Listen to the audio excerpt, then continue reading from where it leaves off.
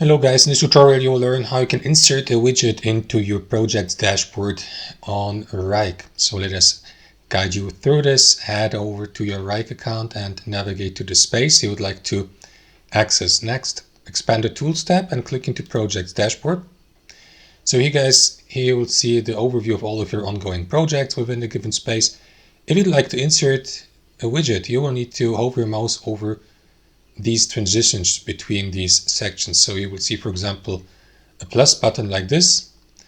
And what you want to do is click into it, add widget, and then select the given widget. You can add a customizable table or a chart, for example, and so on and so forth. There are also other widgets like text boxes, sections like tasks by status, by assignee, and so on. So you can navigate also to view all. I'm going to insert a table for the sake of this tutorial and customize that widget. And then you will see that window here, new custom widget. So what you want to do here, guys, is click into create widget in the bottom right.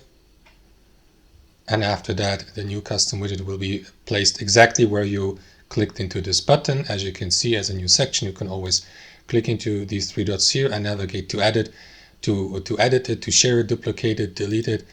And also, if that's, I don't know, a table like this, you can add more fields to it, customize it like, depending on the widget type, be it as a chart or a table or task list, and so on and so forth, guys. So that's how it works. You can, of course, position it anywhere you like by clicking into the top here of the given widget, hold your left mouse and position it anywhere you like, for example, here. That's how it works. Thanks for watching, and I'll see you next time.